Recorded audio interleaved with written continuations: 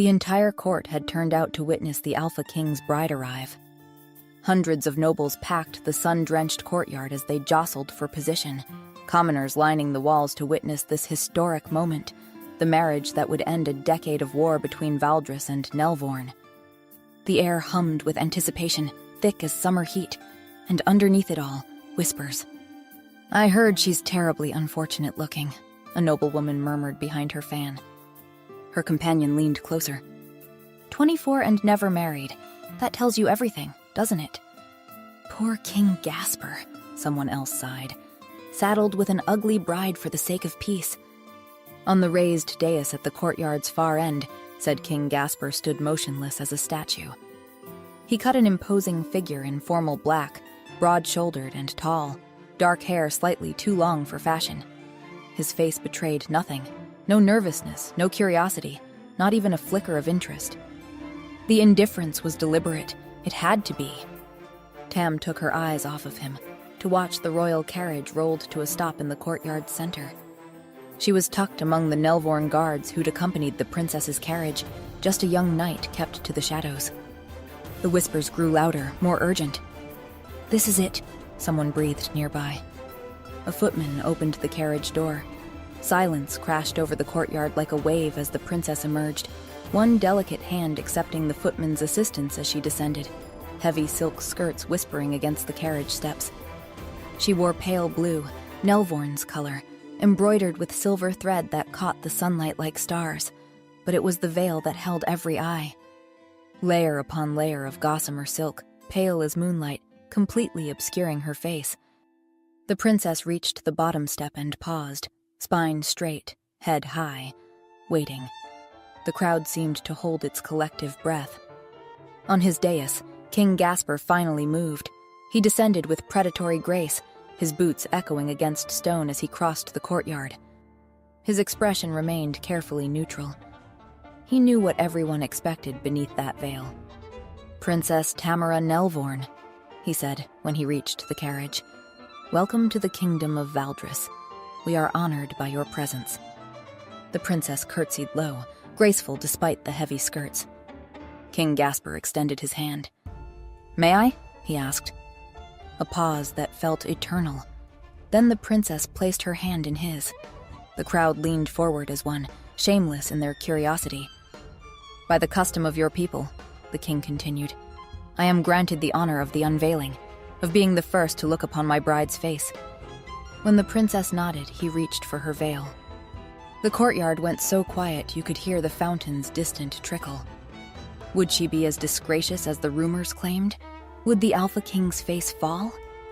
King Gasper lifted the gossamer layers, the silk pooling in his hands like water, and went absolutely still. Whatever he'd expected, it wasn't this. The rumors had clearly reached him too, and he'd believed them. And now he was staring at his bride like she'd stolen the breath from his lungs. The princess's face was revealed to the crowd. The collective gasp shook the castle walls. She was beautiful. Not just pretty, breathtaking. Chestnut hair that caught the sunlight like spun silk. Clear blue eyes framed by dark lashes. High cheekbones, full lips, the kind of face that belonged in paintings. "Gods above!" someone shouted. "Look at her!" a woman gasped. "I thought she was supposed to be plain." Where did those rumors even come from? The crowd's mood shifted from morbid curiosity to celebration in an instant. This was better than anyone had hoped. Their king hadn't been saddled with an unfortunate bride. He'd been blessed with a beauty. The princess smiled, demure and lovely. The king smiled back, still looking slightly dazed. "Tamara, you are..." he started, then seemed to catch himself. "Welcome, princess. Truly." She curtsied again, and when she rose, he still hadn't let go of her hand. The crowd cheered. And in the back, among the forgettable guards, Tam watched it all unfold. She watched the Alpha King stare at the woman he thought was the real princess. She watched the crowd celebrate a beauty they hadn't expected. They probably wouldn't have been so excited if she hadn't sent her maid, Alma, in her stead. This is the plan, she reminded herself.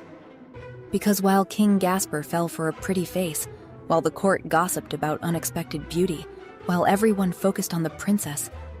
No one would suspect that the real Princess Tamara stood 20 feet away, posing as an unremarkable knight in ill-fitting armor.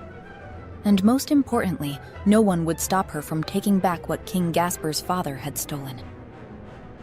Chapter 1. 3 days earlier. The Valdrian sun was different from the one back home. Tam watched it beat down through the carriage window, harsh and unforgiving against the dusty road. As harsh and unforgiving as the people who populated this forsaken kingdom. They'd crossed the border that morning, left behind the last traces of home.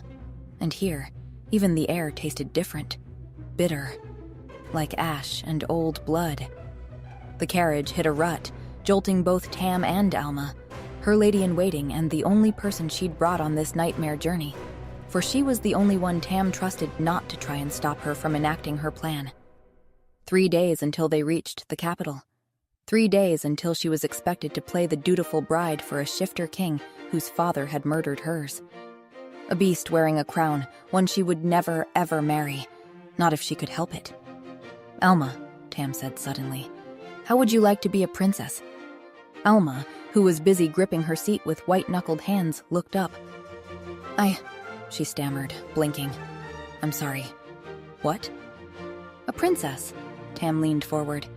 "Fancy dresses, a crown, people bowing when you enter a room, the works." Alma's jaw dropped. "Look, Your Highness, I think the heat has—" she began. "I'm completely serious," Tam interrupted. "I can't be a princess, Your Highness," Alma protested. "Why not?" Tam gestured at the trunk strapped to the back of the carriage, packed with her formal wardrobe. "Put on one of my dresses, a tiara, bam. You're a princess. Genius, no?" Alma's gaze darted to the trunk with a hint of excitement. Then reality crashed back. "Isn't that treason?" Alma asked nervously. "To pretend to be a royal?" "Not if your princess requests it," Tam said smoothly. "Please, Alma, I can't marry this king, I won't—" "But why not, Your Highness?" Alma interrupted. "This marriage would unite the kingdoms." Tam felt her jaw tighten. "Did you forget what his father did to us?" she sneered. "The state our kingdom is in because of the war with Valdris? 10 years of fighting an enemy they couldn't match. Shifters were beasts obsessed with conquest, and humans had paid the price in blood. Yes, but didn't King Gasper lead the rebellion against his father?" Alma leaned forward earnestly. "To bring peace." Tam scowled. "Peace on his own terms, Alma," she said. "The new king wants us tamed, conquered. That is not what my father would have wanted." What she didn't say was the deeper truth that kept her awake at night. King Aldrich, the old king, hadn't just killed her father. He'd stolen the sword of Nelvorn. The ancient blade that had been passed down through her bloodline for generations. The sword that granted immense power, but only to those who carried Nelvorn blood. In anyone else's hands, it was just metal and leather. Useless. But in hers? According to the old laws, whoever could wield the sword ruled Nelvorn. Without it, Tam had no claim to her throne, no power, no way to refuse this marriage. Her kingdom was vulnerable, ripe for the taking, and King Gasper knew it. If he'd truly wanted an alliance between equals, he would have returned the sword when marriage negotiations began a year ago. But he hadn't. Which told Tam everything she needed to know about his intentions. Besides, she didn't want to marry a beast, a man who was part animal, who carried that violence in his blood, no matter how civilized he pretended to be. "He has something I need," Tam said carefully. "Something I won't be able to retrieve unless I can walk around his court unnoticed, which means as something other than the king's bride-to-be." She paused. "You understand what that means, Alma?" Alma shook her head slowly, looking lost. Tam sighed. "You and I look somewhat alike. We're the same age," she explained slowly. "King Gasper hasn't seen me in 15 years. He won't notice the difference? Custom requires for Nelvorn princesses to be chosen without disclosing their faces beforehand, as you know. And besides, you're much prettier than I am and far more likely to attract his fancy than I ever could." Alma's cheeks flushed pink, pleased with the praise. You'll pretend to be his fiancée, Tam continued. Keep him busy and distracted. Keep his entire court fooled. Meanwhile, I'll pose as your guard and walk around unnoticed. But why? Alma asked. What are you planning to achieve this way? I'll look for intel, Tam said. Information on the king's true intentions regarding our alliance. And I'll find my sword and take back my kingdom, marriage-free. But what happens to me if you do? Alma's voice went small. Or worse, if you don't. Whatever happens, I take full responsibility, Tam promised, and she meant it. I swear on my father's grave that you won't get into trouble for helping me, and you'll be generously compensated. Alma bit her lip, clearly torn. But Your Highness, she said, still gazing at the dress, don't you think someone might recognize you beside the king? No, Tam said simply. She reached into her pocket and pulled out a simple silver ring. Unremarkable. The kind of thing anyone might wear. She slipped it onto her finger and her bones shifted. Not painfully, but strange, like her body remembering a shape it had never been. Her chest flattened, her shoulders broadened. Even her face changed, jaw sharpening, features becoming harder, more masculine. Alma shrieked. It's still me, Tam said, and her voice came out deeper, rougher, a man's voice. How? Alma gaped. How is that possible? Tam caught her own reflection in a nearby mirror. A young man stared back, unremarkable features, broader build, the kind of face that wouldn't stand out in a crowd. She turned the ring on her finger, now thicker and more masculine. Magic, she said. Old magic. A gift from my father to keep me safe during the war. Alma was still staring, mouth open. Now, put that on, Tam said, pointing at the dress. We have 3 days before we reach the capital, which means I have 3 days to give you princess lessons. Princess lessons? Alma looked down at the silk, then at the jewelry case sitting beside her. Something almost like excitement flickered in her eyes. Tam sighed. You're going to need them. Chapter 2. Tam hadn't seen anyone shift yet. She'd been in Valdris for barely a day, waiting for someone to let the beast slip free. But so far, nothing. Just ordinary men going about ordinary duties. Now she stood in the training yard, while across the courtyard, Princess Tamara, Alma, waved a fan and laughed at something King Gasper said. Look alive, Nelvorn. Tam's head snapped around just in time to catch a massive shield hurtling toward her face. The weight nearly toppled her backward. Around her, the other guards exchanged glances. Apparently, while the ring made her look and sound like a man, it hadn't given her the strength of one. Distracted? The captain of the guard, a grizzled man with a scar bisecting his eyebrow named Marcus, looked affronted. Do you plan to be distracted when you're guarding our queen with your life? Someone snorted. No wonder they lost to us so badly. Tam saw red. We haven't lost anything. The war ended when your kingdom extended peace. Probably because they knew they'd lose. Several guards cackled, mocking laughter that made her blood boil. The captain silenced them with a raised hand. You're the only guard your princess brought. She insists you protect her, he said. But your princess is now our future queen. Show us what you can do. Tam nodded. Who wants to volunteer to duel with the princess's guard? A mountain of a man stepped forward. Tam gulped, 6'6" at least, shoulders like an ox. When he grinned, she caught a glimpse of teeth that seemed too sharp. Ready? The mountain man asked, drawing his sword. Tam drew hers, trying to hide her trembling.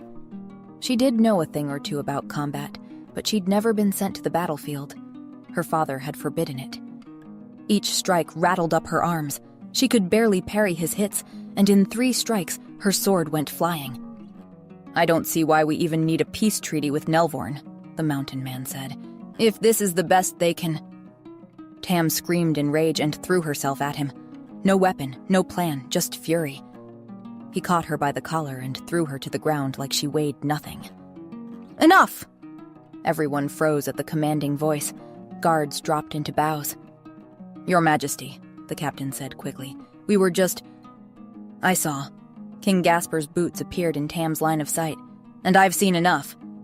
Alma wrung her hands, looking distressed. "This man isn't fit to guard our future queen," the captain said. "He doesn't know how to fight." "I can fight," Tam ground out, still on her knees. "Your Highness, this must be a bad day for Tam," Alma began. The king frowned. "Tam?" Tam's heart stopped. Her full name was Tamara, but everyone who knew her intimately called her Tam, and the king used to be her playmate. "Tom," she corrected quickly. "My name is Tom, Your Majesty." For a moment, King Gasper just looked at her. He'd been 16 the last time she'd seen him, and she'd been 9, thinking he was the most impressive person ever. Then he'd disappeared, and his kingdom had attacked hers. The betrayal burned in her chest as he stood before her, broad-shouldered and imposing. A shifter king, with all the power and threat that implied. His eyes were the same, though. Dark blue, like deep water. She'd thought them beautiful once, when she was too young to know better. It annoyed her that she still did. The king extended a hand. His grip was warm as he pulled her to her feet. "The princess trusts this knight," Gasper said. "You will integrate him into your ranks." "With respect, there's nothing to continue," the captain insisted. "This man hasn't had any training." "Fine," Gasper decided. "Tom can be my guard instead." Several guards voiced their disbelief, but the king silenced them with a raised hand. "If it pleases you, princess?" he asked Alma. Alma nodded, blushing. The captain looked ready to argue further, but one look from the king stopped him. This works out perfectly, Tam thought.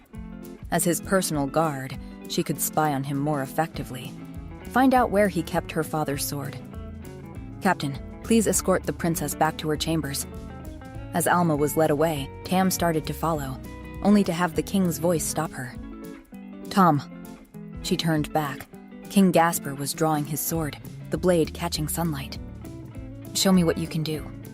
Tam gulped. Chapter 3. Tam's sword clattered to the ground for the 3rd time that morning.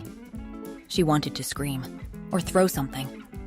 Preferably at King Gasper, who stood a few paces away with his arms crossed. "Again," he said, calmly like he had all the time in the world. Tam gritted her teeth, retrieved her sword, and raised it into position. Her shoulders burned from the repeated motion, unused to the weight of a real sword rather than the lighter practice weapons she'd trained with. She tried the sequence again. Block, parry, step, strike. Her footwork was wrong. She could feel it, the way her weight shifted too far forward. When she brought the blade down, it wobbled pathetically and King Gasper moved. One moment he was watching. The next, he was behind her, one hand catching her sword arm, the other settling on her waist. Tam went rigid. "Here," he said, his voice maddeningly calm near her ear.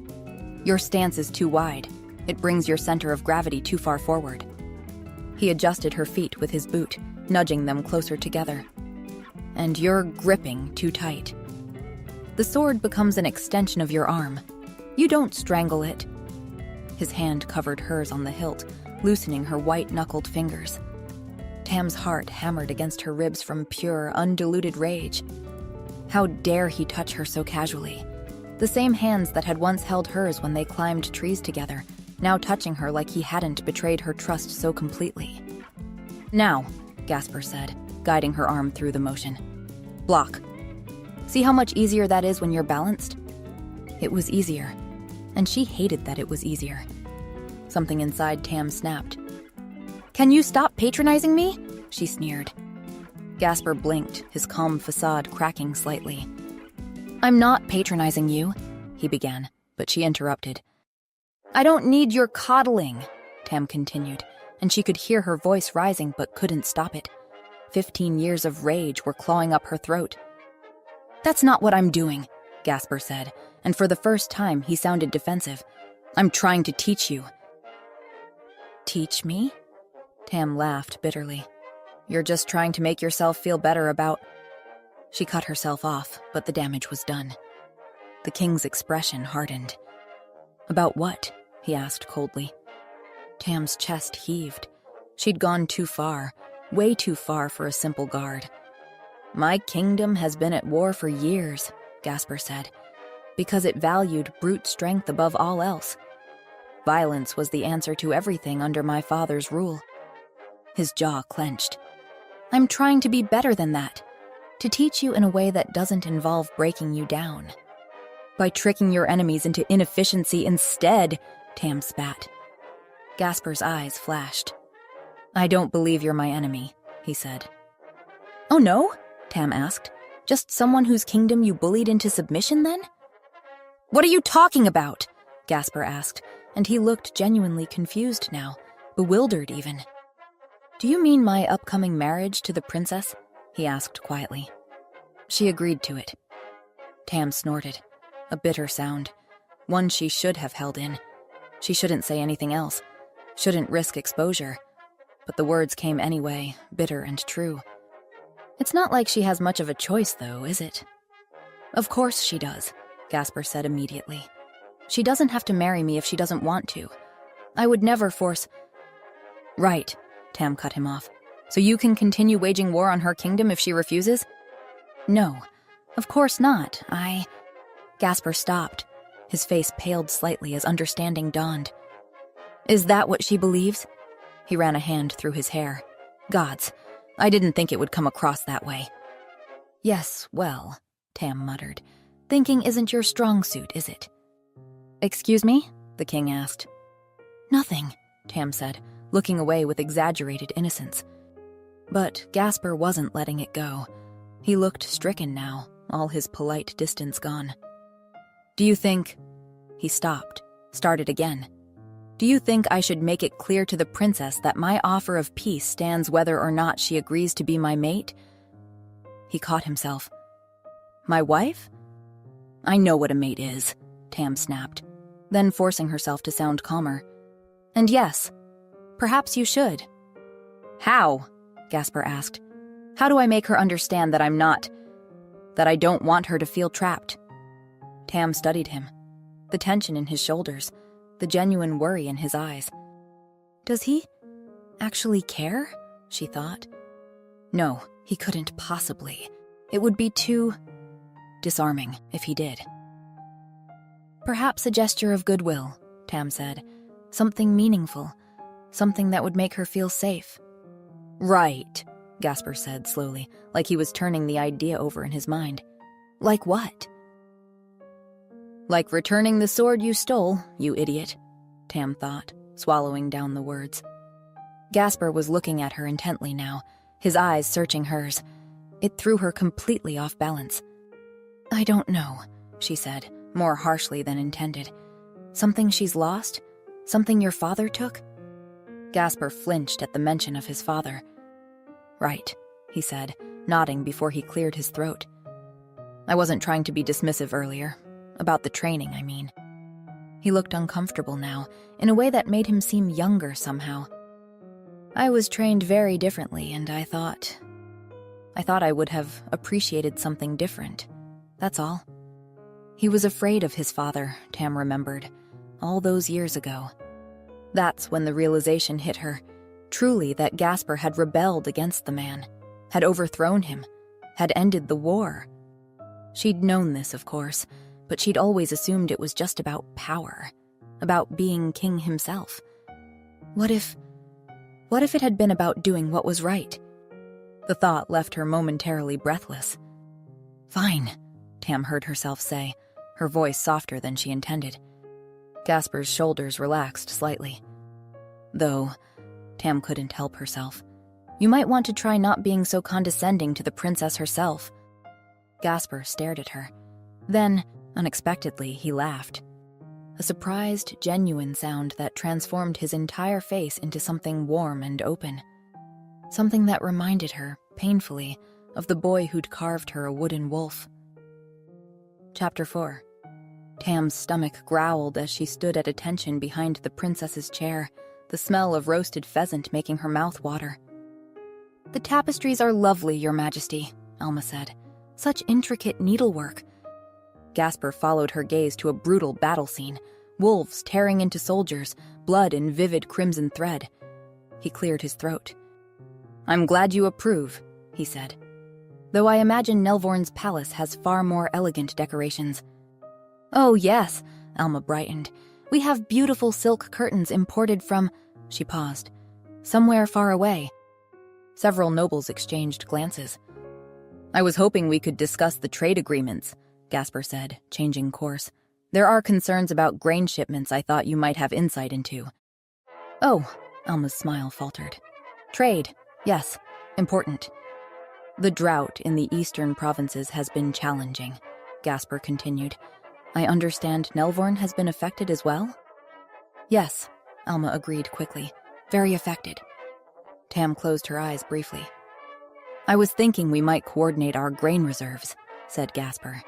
If Nelvorn has surplus from the southern harvests. That sounds wonderful, Alma interrupted.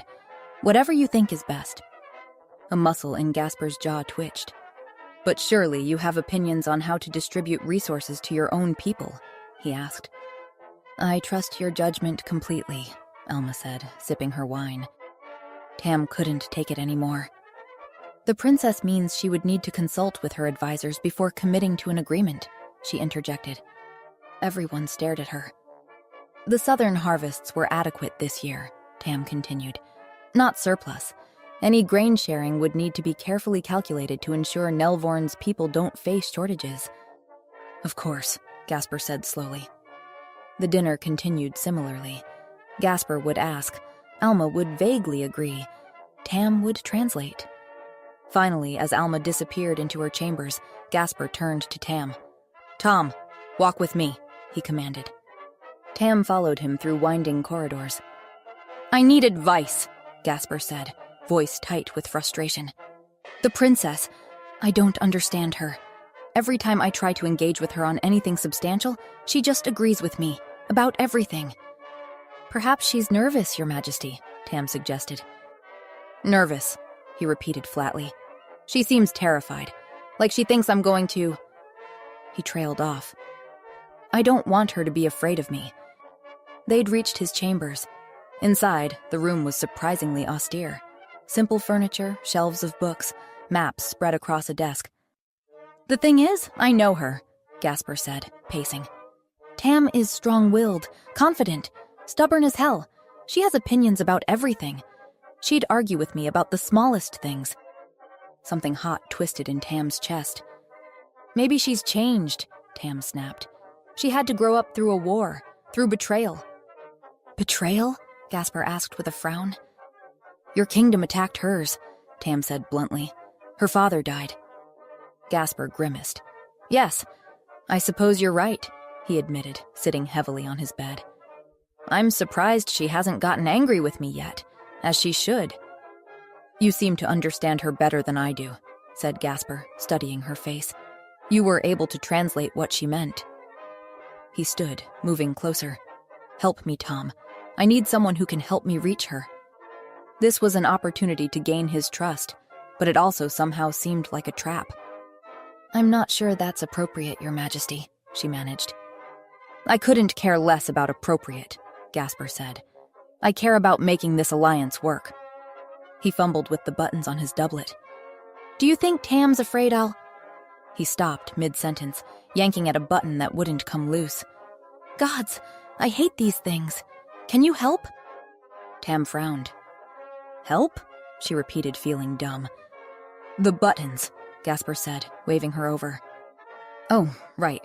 Tam shuffled her feet, staring at him. I just don't understand what I'm doing wrong, Gasper said, and it took Tam too long to realize he wasn't talking about the buttons.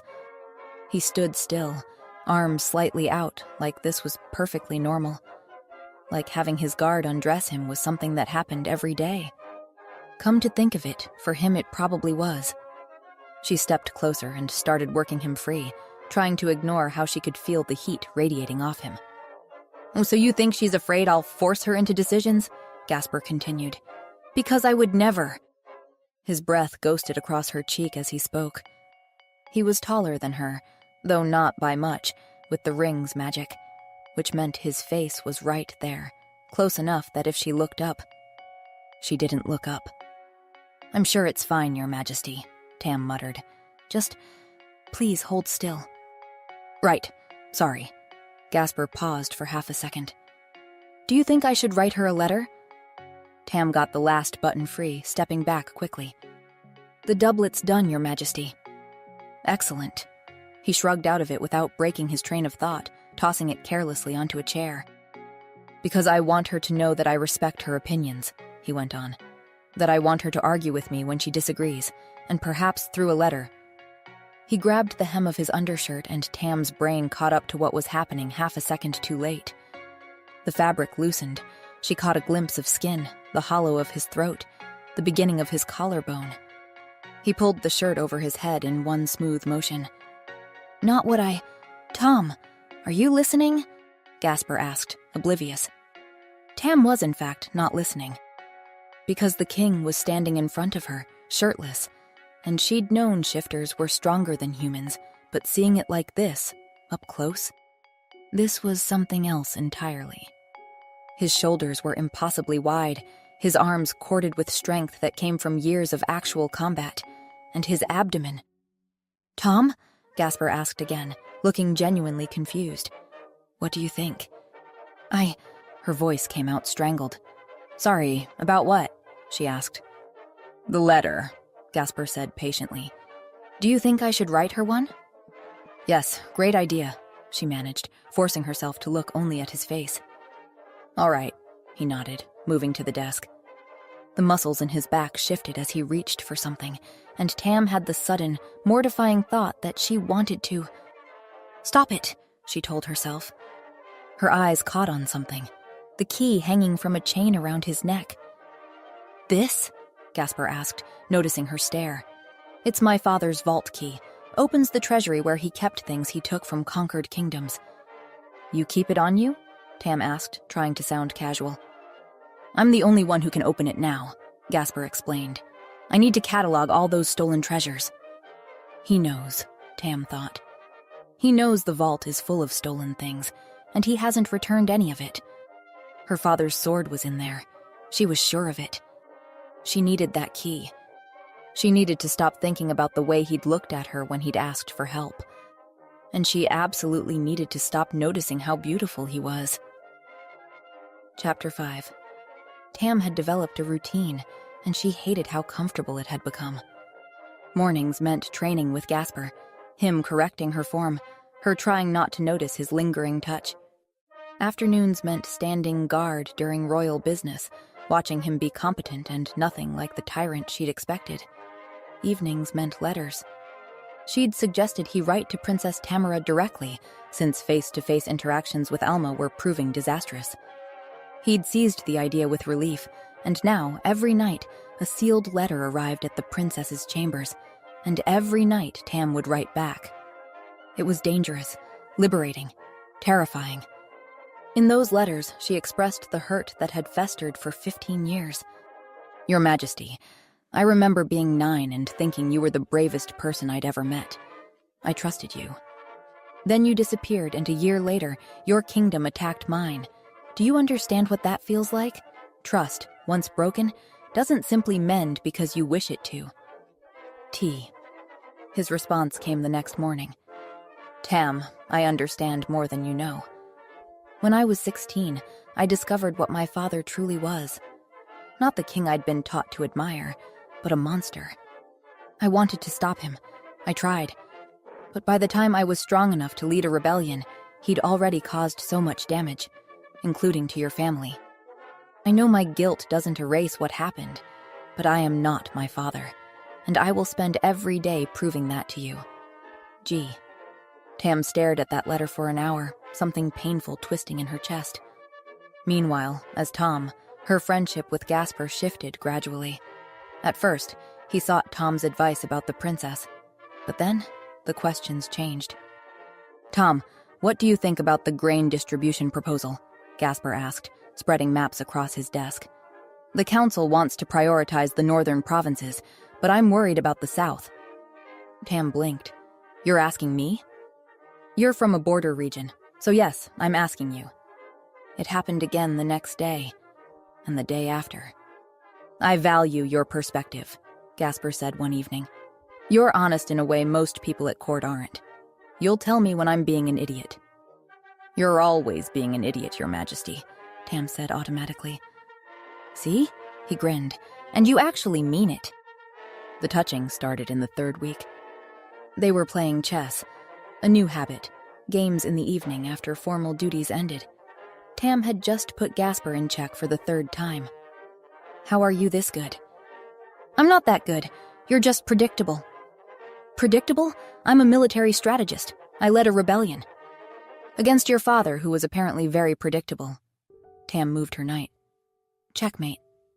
Gasper stared at the board, then reached out and clapped her shoulder, a brief, warm pressure that sent electricity down Tam's spine. She froze. It was just a friendly gesture, but his hand was large and warm, and she could feel the strength in his grip even though he was being gentle. Teach me how you think, he said, looking up with those impossibly blue eyes. I can't keep losing to my own guard. It's embarrassing. Over the next week, she taught him chess, and Gasper touched her constantly. Nothing inappropriate, just casual contact. A hand on her shoulder, fingers brushing hers. It was driving her insane. As the fourth week began, the castle's atmosphere shifted. Servants carried blue and silver banners. Guards rehearsed formal processions. What's all this for? She asked Marcus, who she liked well enough now. It's the anniversary of the rebellion, he explained. 1 year since King Gasper defeated his father and ended the war. It's important for morale, for closure. That evening, a letter arrived for the princess. Princess Tamara, I formally request your presence at the Victory Day ceremony 2 days hence. Your presence would mean a great deal to me personally. Respectfully, G. The formal tone was unlike his recent correspondences. She responded, Your Majesty, I would be honored to attend.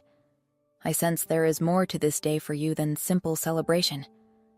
Remember that strength sometimes means allowing moments of reflection, not just triumph. T. His reply came quickly. Tam, you're right, as usual. This day carries complicated meanings. I find myself wondering, is it possible to honor the end of something terrible without celebrating the terrible thing itself? G. Tam held the letter longer than necessary, feeling the weight behind his carefully chosen words. For the court, this was a victory celebration. But for Gasper, it marked something far more personal and painful. The day his father died. The next day, the victory ceremony dominated the entire castle. Nobles from every province had arrived to commemorate 1 year of peace, 1 year since the end of the war, and 1 year since King Aldrich's death. Tam stood behind Alma's chair, scanning the crowd. The hall buzzed as wine flowed and musicians played between speeches. Gasper appeared composed, but his smile never reached his eyes. And now, the Chancellor announced, we honor the man who brought us from darkness into light, who ended the tyranny that had gripped our kingdom. Something in Gasper's expression shifted. A flicker of pain? His gaze avoided the massive portrait of his father that still hung on the far wall. Your Majesty, you've been so brave, Alma gushed, overthrowing your own father. It must have been so satisfying to finally defeat such a terrible man. Tam winced at the tactlessness. It was necessary, Gasper replied, his voice measured. When the Chancellor rose for another toast about the tyrant's well-deserved end, Gasper excused himself with perfect composure. Tam followed him to a small balcony overlooking the gardens. I'm fine, Gasper said finally. I know, Tam replied. I just wanted to say thank you for what you did a year ago today. His shoulders tensed, then lowered. It was necessary, he said, voice carefully neutral. Tam's hand moved of its own accord, resting atop his. Still, she said quietly, he was your father. He was nothing to me, Gasper said. When he looked at her again, vulnerability flickered beneath his mask. Sometimes I wonder, I worry He stopped. You're nothing like him, Tam said, answering the question he hadn't asked. Relief crossed his face.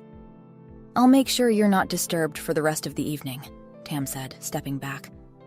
What was wrong with her? She was supposed to be stealing back her birthright from him. Instead, she was comforting him. And worst of all, she was beginning to trust him. Chapter 6. 1 week. Tam stared at the calendar in her quarters, the reality of the situation finally sinking in. The wedding was only 14 days away. She'd been distracted, getting too close to Gasper, forgetting why she was here. Yes, he was different from his father. Yes, he'd suffered too. But at the end of the day, he still had her sword, and she needed it back. No more confusion, no more conflicted feelings. It was time to act. She'd tried breaking into the vault itself. She'd tried following Gasper to see if he ever removed the key, but he never did. He even slept with the damn thing around his neck. She needed a more direct approach, something foolproof. "I need you to do something for me," she told Alma that evening. "I need you to get me a sleeping draft, something powerful enough to knock out a shifter king." Alma's eyebrows rose. The following night was the engagement ball. Hundreds of candles cast golden light across silk banners and elaborate floral arrangements. Tam stood at attention near the high table, watching Gasper smile and nod at well-wishers. "It doesn't matter who he smiles at," she reminded herself. "Then you'll have the sword, and none of this will matter." "Tom." Tam turned to find Alma approaching, looking nervous. "It's done," Alma whispered. "I did as you asked." Relief flooded through her. "You got the draft?" she asked. "Where is it?" "What do you mean?" Alma frowned. "I gave it to Gasper, obviously." Tam's brain stuttered to a halt. "You... what?" she gaped. "I gave it to him," Alma shrugged. "You said it was for him." "Yes, but..." Tam looked toward the high table where Gasper sat. He was rubbing his eyes, looking slightly dazed. "Wait, do you mean you had him drink it?" she shrieked. "Tonight? At a ball in front of thousands of guests?" "Well, it seemed like the right time." Alma was getting defensive now. "He asked me to fetch him a drink, and it was easy to..." "Oh my gods," Tam breathed. Gasper was slumping in his chair now, nodding along to something a nobleman was saying, but clearly struggling to keep his eyes open. Even from here, she could see him stifling a yawn. "How is it going to look if he just falls asleep at his own engagement ball?" Tam hissed. "I did as you asked." Alma's voice rose, whiny now. "You said you wanted me to give it to him as soon as possible, and..." But Tam wasn't listening anymore. Gasper's eyelids were drooping, his head starting to nod forward. Tam pushed through the crowd, not caring about protocol. "Excuse me, Your Majesty." Gasper blinked up at her, his eyes unfocused. "Tom?" "An urgent matter," Tam pressed. "May we speak in private?" "Of course." Gasper nodded but didn't move, just sat there staring.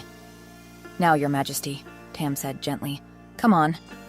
Gasper groaned slightly as she helped him to his feet, squinting at her. She started guiding him toward the exit, supporting more of his weight than she'd expected. "Are you feeling all right?" she asked.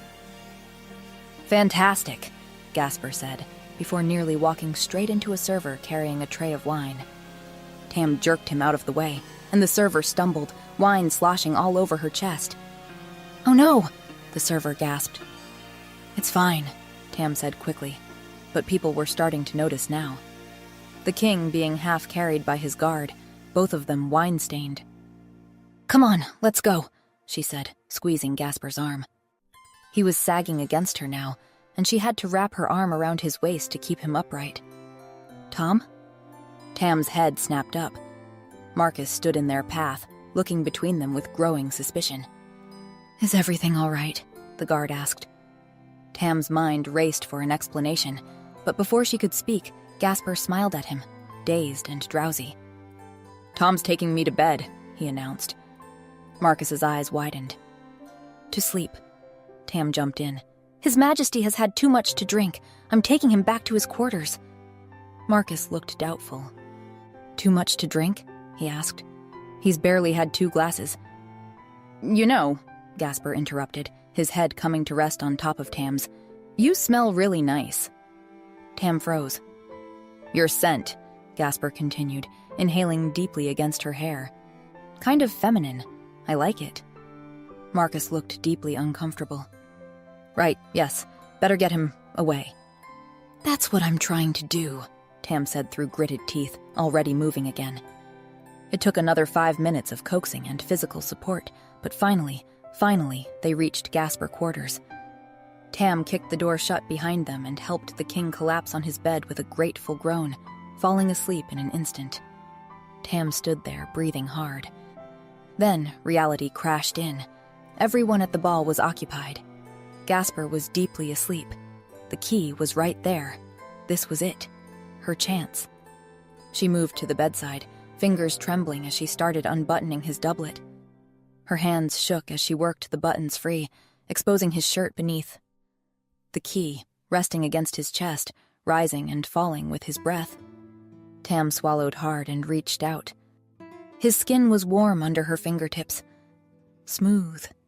She could feel his heartbeat, steady and strong, as her fingers brushed against his collarbone, searching for the chain's clasp. Gasper looked so peaceful like this. Beautiful. His dark hair falling across his forehead, his face relaxed in sleep and... "Focus," she commanded herself. "Get the key. Get out." She found the chain, started to lift it. "What are you doing?" Tam's heart stopped. Gasper was looking at her, eyes half open, glazed with sleep. Her hand was still wrapped around the key. Panic seized her, but he didn't look angry, just confused, sleepy, dazed. The princess. She wants her sword back. "A sword?" Gasper blinked slowly. "What sword?" "The sword of Nelvorn," Tam said, and her voice cracked. "The one your father stole." Stole. Gasper frowned, his thumb absently stroking the back of her hand. Then something seemed to click. "Oh," he pressed his free hand to his forehead. "I should have asked her if she wanted anything back." Tam stared at him. "Asked her? You mean you'd give it back?" she asked. "Of course I'll give it back." His eyelids were drooping again.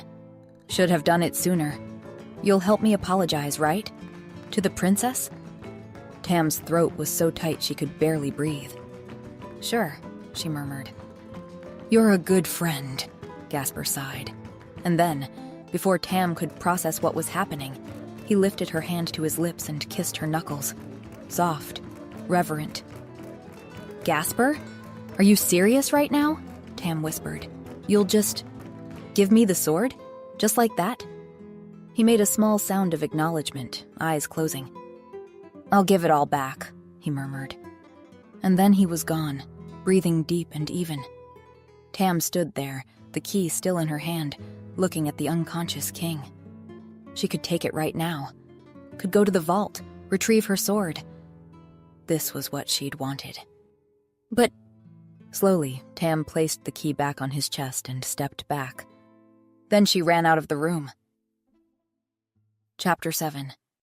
Tam burst into Alma's chambers without knocking, heart hammering against her ribs.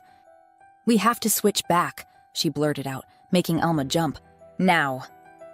All this time, all these weeks of scheming and plotting, of lying and manipulating, and Gasper would have just given her the sword if she'd asked. Tam couldn't handle lying to him for another minute. "Switch back?" Alma's asked. "Gasper promised to give me back what his father stole," Tam explained. Her hands shook as she paced the chamber, the enormity of her mistake crushing down on her. She thought of Gasper's patient lessons during training, his eager discussions over chess, his hand on her shoulder, warm and steady. "All this time, I could have just asked him. I've spent every day with him for weeks now," Tam said. "I've seen how he treats his people, how he questions himself." Her voice softened. "He's nothing like his father. He never was. And I've been horrible to him. He trusted me, and I betrayed that trust at every turn." "I have to tell him the truth," Tam concluded. "The wedding is in a week, and he deserves to know who I am." She looked at Alma, unable to hide her fear. "He'll hate me, won't he? He has every right to," Tam murmured, a bitter smile twisting her lips. "He certainly won't want to marry me after what I've done. But I have to make things right," Tam continued, her voice stronger now. "He'll understand why I did it. He has to. We're friends, at least." Her heart constricted painfully at the word. Friends. They were more than that, weren't they? At least, They could have been, in another world where she hadn't started with lies. "Alma, give me the ring," she said suddenly. "I need to change back." But Alma didn't move. Her face had gone, in fact, very, very still. The silence stretched, unnatural and tense. "Alma?" Tam stepped toward her. "The ring I gave you for safekeeping. I need it now." Alma's fingers tightened around the edge of the vanity until her knuckles whitened. "You're—" Alma swallowed visibly, her throat working. "You're going to tell him everything? Just like that?" A chill crept up Tam's spine. This wasn't concern in Alma's voice. It was fear. "I have to," Tam said slowly. "Now please, fetch me the ring." She watched as Alma straightened her spine, drawing herself up the way Tam had taught her for court appearances. "And what happens to me?" Alma asked, her voice barely above a whisper. "When you take your crown back?" The question hung in the air between them, charged with implication. "What do you mean?" Tam asked carefully. "You'll go back to being my maid, of course. With the payment I promised." Alma laughed, a soft, bitter sound that raised the hair on Tam's arms. "Go back? After all this?" She gestured around her with a sweeping hand. "After being a princess?" Tam's stomach dropped. "The ring, Alma," she repeated, her voice hardening as she stretched out her hand. Time seemed to slow as Tam saw the decision form in Alma's face. "No," the maid said, the word falling into the room like a stone. "I don't think so." For a moment, Tam could only stare. "What did you say?" she finally managed. "I said no." Alma's voice grew firmer. "You see, I rather enjoy being Princess Tamara. I think I'm doing a pretty good job at it, actually." Disbelief gave way to anger. "You haven't done anything I haven't instructed you to do." Tam's voice rose sharply. "And you've done that badly, I might add.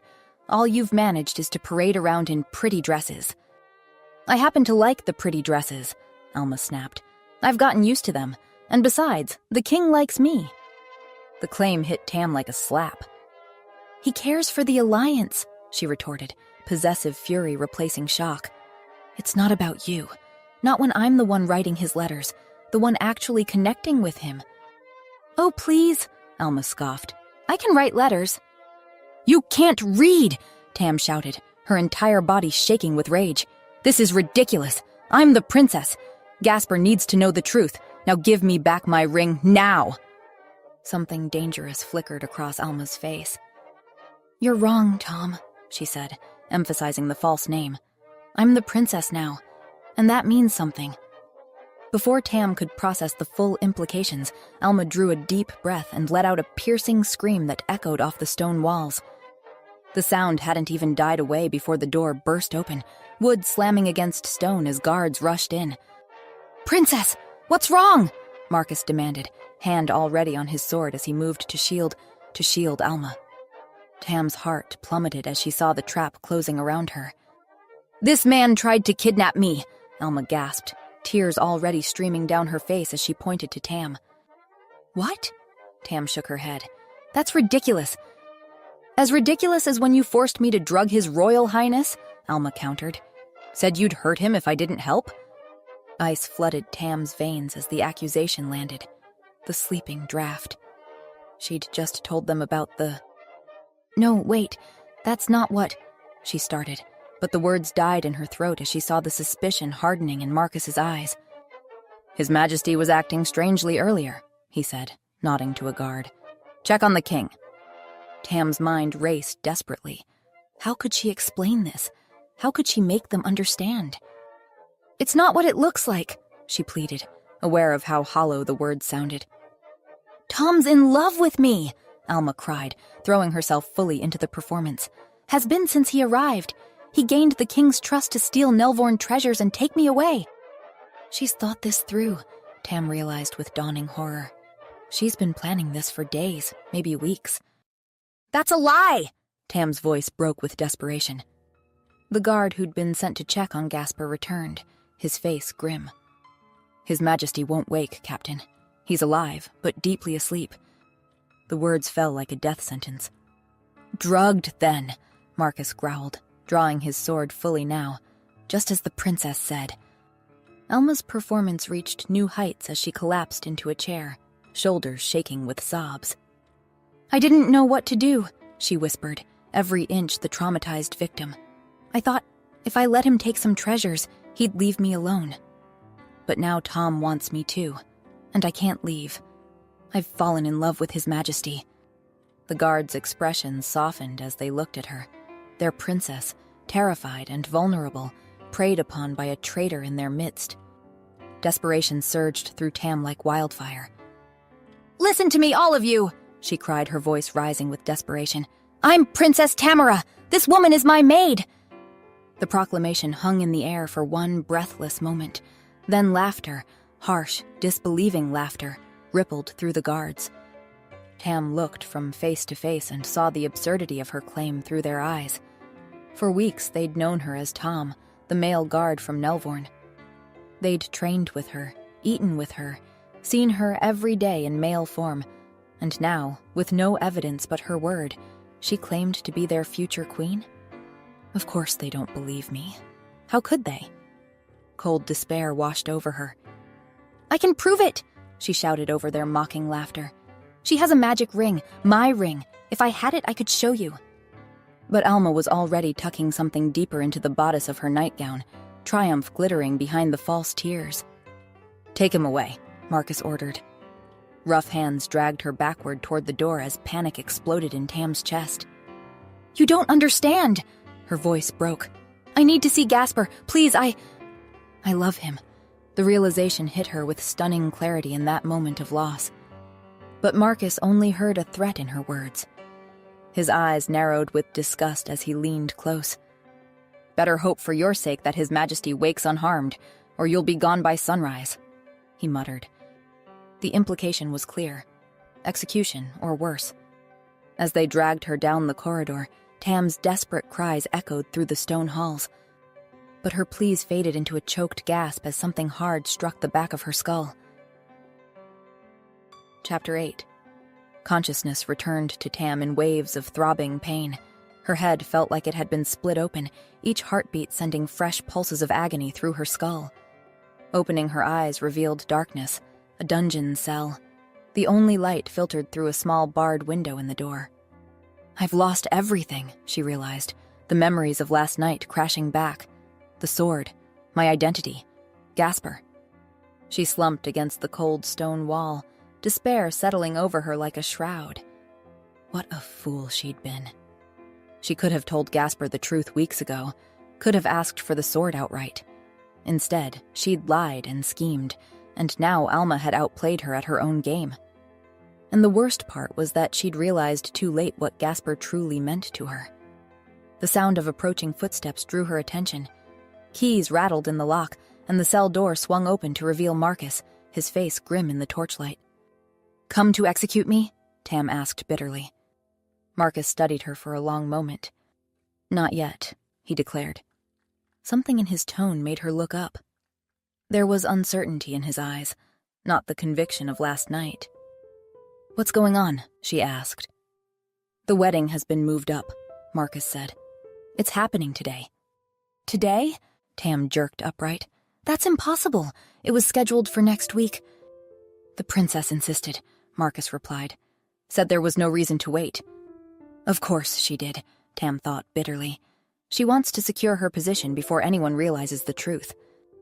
"None of her guests have even arrived," Marcus continued. "Princess Tamara's family and court are going to miss the wedding, and she doesn't even seem to care." "That's because she isn't the princess," Tam said. A flicker of doubt crossed Marcus's face. "Well, there is one guest. Her uncle arrived late last night." Cold dread pooled in Tam's stomach.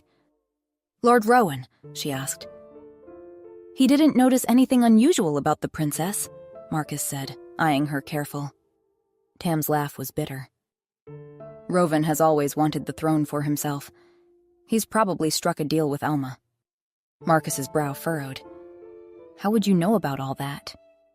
"Because I'm Princess Tamara," Tam insisted, leaning forward as much as her bonds would allow. "Alma is my maid." Marcus didn't laugh this time. He simply watched her, weighing her words. "The king looks troubled," he said finally. Hope flickered in Tam's chest. "Has he asked about me? May I see him?" Marcus hesitated. "The princess told us to tell him you deserted. Said it would devastate him to know you betrayed him by drugging him, so everyone's maintaining that story. The king looks devastated anyway." His eyes narrowed. "Is there something between you and His Majesty, Tom?" "Of course there is," Tam said without thinking. "I'm his fiancé." Marcus stared at her for a long moment, then laughed incredulously. "You expect me to believe you're the princess? When you've been training with us for weeks, living in the barracks, attending to the king as a man?" Tam met his gaze unflinchingly. "I can prove it. Have the king bring the sword of Nelvorn to the wedding as a gift for the princess, then sneak me into the ceremony." "Why would I do that?" Marcus said, crossing his arms. "Because you came here. Something's wrong and you can feel it," Tam pressed. "And because the sword of Nelvorn responds only to Nelvorn blood," she added. "It's magic. My family's old magic. If Alma tries to wield it, nothing will happen. But if I touch it..." She leaned forward. "It will recognize me as its rightful owner." Marcus studied her, skepticism written across his face. "Have me there bound and escorted," Tam pressed. "I won't move. I'll just speak. What harm could it do?" "You drugged the king," Marcus reminded her. "I didn't hurt him," Tam countered. "If I'm lying, I'm just a crazy fool who gets dragged away. But if I'm telling the truth..." She held his gaze. "You save your king and your kingdom from being tricked into a false marriage." Marcus was silent for a long moment, his internal struggle evident in his face. "Please," Tam whispered, "for Gasper's sake." Something in her tone, the raw emotion, the desperation, seemed to reach him. "Don't thank me yet," Marcus warned. "If you're lying..." He let the threat hang unfinished in the air. "I'm not," Tam said simply. "And once Gasper knows the truth, everything will change. For better or worse," she thought, as Marcus locked the cell door behind him. "At least he'll know who I really am." Chapter 9. The great cathedral of Valdres was awash with morning light streaming through stained glass windows. From her hidden vantage point, Tam scanned the assembled crowd. 2 guards flanked her, hands resting on their sword hilts, ready to intervene if she made any sudden movements. Lord Rovan stood near the altar, her uncle's thin face set in its usual calculating expression. The sight of him confirmed her worst fears. No true Nelvorn noble would recognize Alma as the princess unless they stood to gain from the deception. He always wanted the throne, Tam thought bitterly, and now he's making his move. Her gaze shifted to the altar where Gasper stood, resplendent in formal attire and utterly miserable.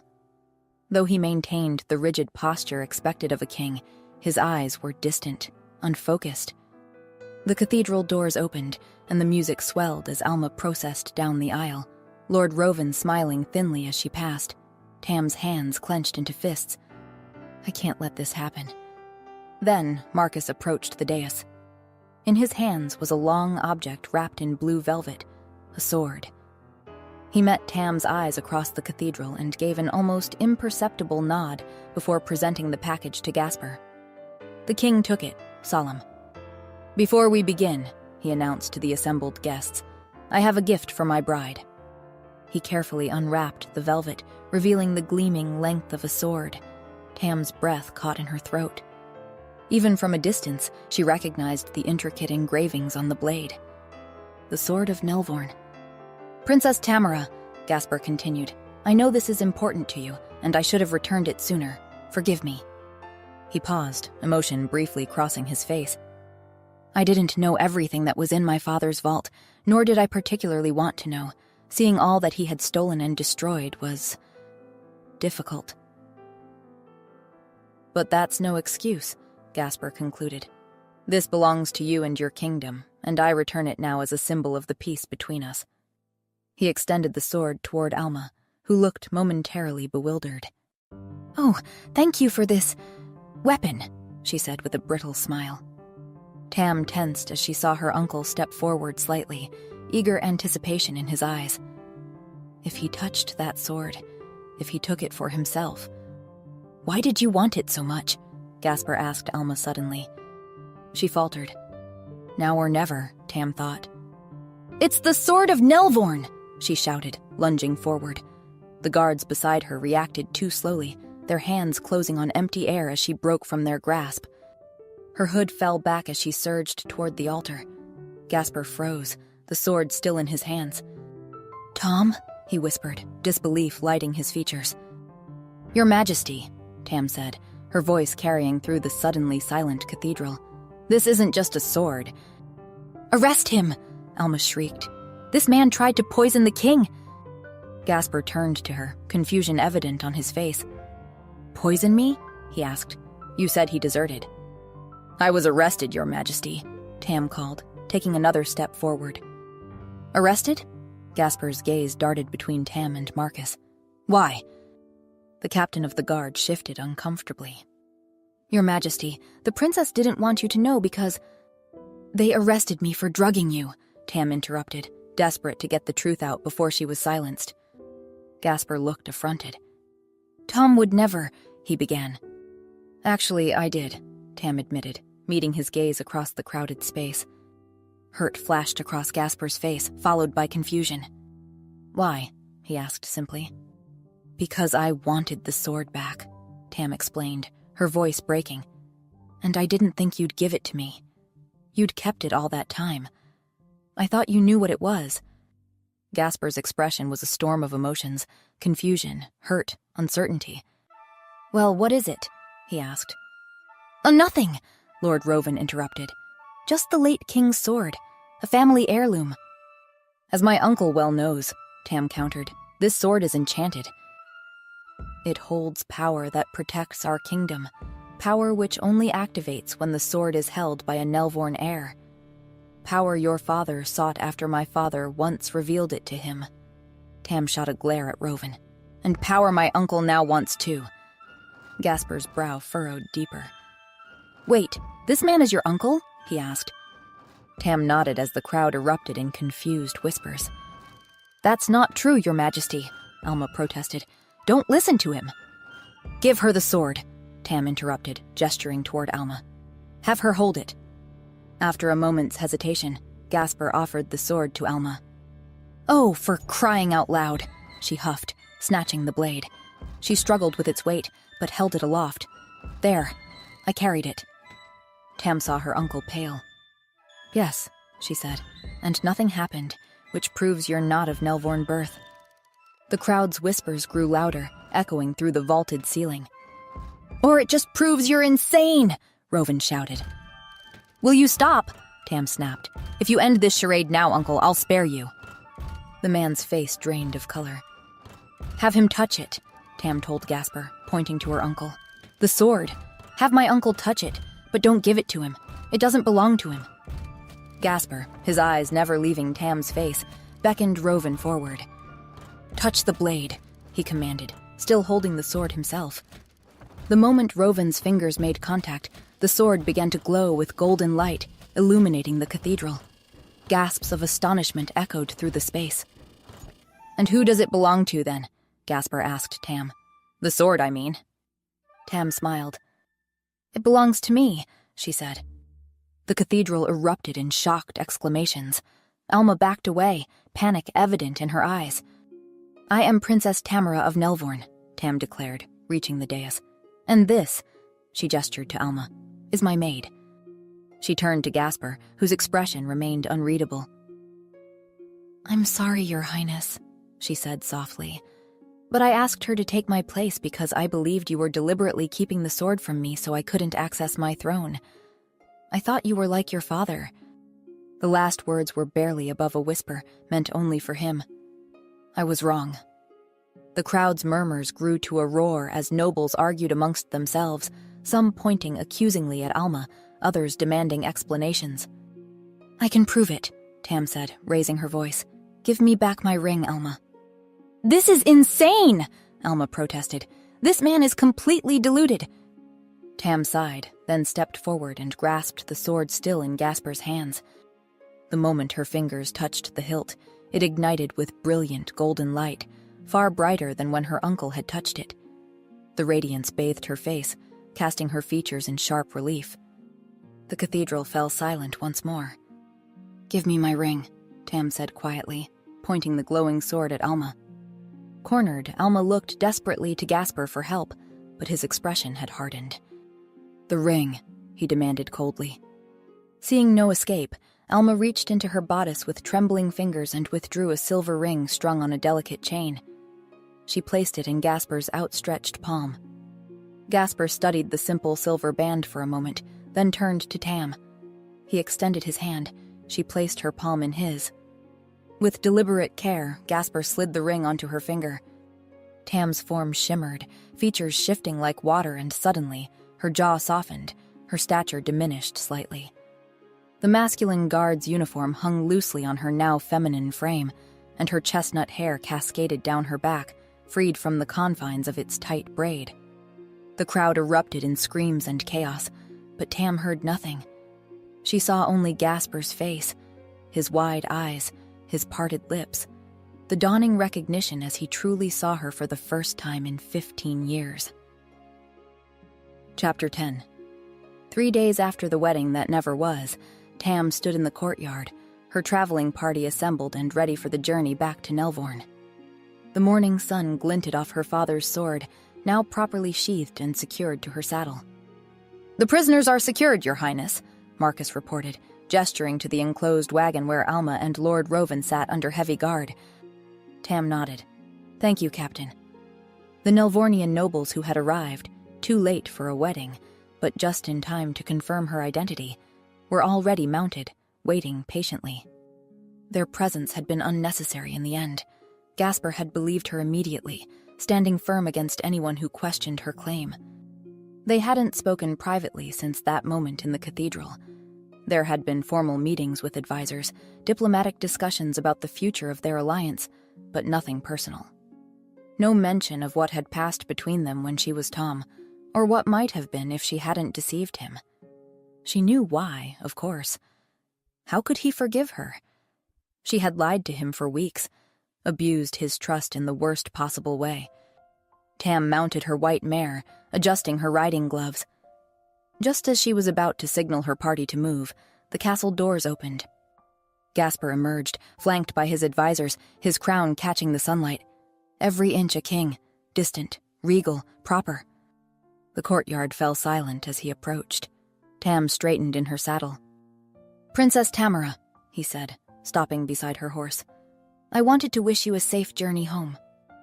"Your Majesty," she inclined her head. "Thank you for your hospitality. I look forward to a new era of peace between our kingdoms," he continued, his voice carrying the same careful neutrality she'd heard in council meetings. "As do I," she replied. "The alliance terms are fair. You've been generous." Gasper nodded, not quite meeting her eyes. "Safe journey, Princess." He stepped back, a clear dismissal, and panic surged through Tam's chest. This was it, the last time she might ever see him. "Gasper!" His name escaped before she could stop it. He looked up, surprise briefly breaking through his composed facade. "I'm sorry," Tam said quietly, "for not trusting you." Gasper winced. "I understand why you wouldn't," he said. "Maybe at first, but then, you became my friend, Gasper." Tam's voice caught. "As Tom, we were friends, weren't we?" The king's composure cracked, emotion bleeding through. "Yes," he said, finally getting her gaze. "We were." "For what it's worth," Tam continued, throat tight. "I really enjoyed being your friend." Gasper's smile was sad as he gave her a small nod. "Likewise, Princess," he murmured. He was going to leave. He was going to leave without knowing. Tam took a deep breath, finding courage for one last truth. "I would have enjoyed being your wife," she proclaimed. More than enjoyed. Her voice dropped to barely above a whisper. "Please know I'll regret what could have been for the rest of my life." Without waiting for his response, Tam urged her mare forward. She rode through, her entourage falling in behind her. She thought she heard Gasper call her name, but she didn't look back. The mountain path wound down from the castle, steep cliffs rising on one side, a breathtaking drop on the other. Tam rode ahead of her party, putting distance between herself and her guards, needing the solitude to compose herself. A howl echoed through the mountains behind her. Tam reined in her horse, turning in the saddle. The sound came again, closer this time, a deep, powerful howl that sent shivers down her spine. There, far up the path, a massive wolf appeared. Silver gray and powerful, it raced down the trail with impossible speed, heading straight for her. Her guards were too far behind. It was just her, alone on the narrow path with the wolf who drew closer, its pace never slowing. It was enormous, larger than any natural wolf, its eyes a familiar dark blue that Tam would recognize anywhere. "Gasper," Tam whispered, heart racing. Her mare whinnied in fright, backing toward the cliff edge. "Easy," Tam soothed, trying to calm the animal even as her own pulse thundered in her ears. The wolf stopped several paces away, those intelligent eyes fixed on hers. Slowly, Tam slid from her saddle onto the rocky path. Her foot slipped on loose stones, and she felt herself falling backward, toward the cliff's edge. In a blur of movement, the wolf transformed, fur receding, limbs elongating, until it was Gasper who caught her, his very human arms pulling her back from the precipice. Very human and very naked. "Did you mean what you said?" Gasper asked, his voice low and urgent. "Back there, in the courtyard?" Tam's gaze flicked downward involuntarily before returning to his face. "You're naked," she pointed out, feeling dazed. A smile tugged at his lips. "You've seen me naked before," he reminded her, brushing a strand of hair from her face. "When you were helping me undress." "Yes," she admitted. "I rather enjoyed it, actually." Gasper smiled. "You didn't answer my question." Tam nodded, suddenly serious. "I did mean what I said," she confessed. "Every word." "But when I called off the wedding, you didn't say anything," Gasper said, his smile fading. "You didn't protest." "I thought—" Tam swallowed hard. "I thought you couldn't possibly want me, after everything I'd done."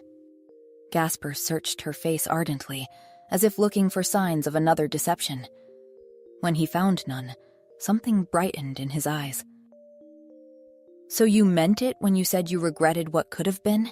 he pressed, his eyes searching hers. "Did you mean that part too?" "Especially that part," Tam whispered. Something in his expression broke open then, hope and joy and longing all at once. Before she could say another word, he leaned down and pressed his lips to hers. "I love you," Tam whispered when they finally broke apart. "I should have realized it sooner. Forgive me." Gasper cupped her cheek. "Marry me," he said simply. Tam nodded, and Gasper smiled, the full, radiant smile she'd so rarely seen, and kissed her again, heedless of the wind swirling around them or the sheer drop inches from their feet. On this lonely mountain path, with the world spread out below them, they found each other at last. Hi everyone, I hope you enjoyed this story. For those who haven't heard about it yet, I've released a brand new exclusive story on my Patreon, The Wishmaker's Curse, which explores Adrian's past. It's available to Tier 3 members, but I've also made it exceptionally available for single purchase, so anyone can experience it. If you're interested, just scan the QR code or click the link below. Thank you so much for listening and for being part of this community.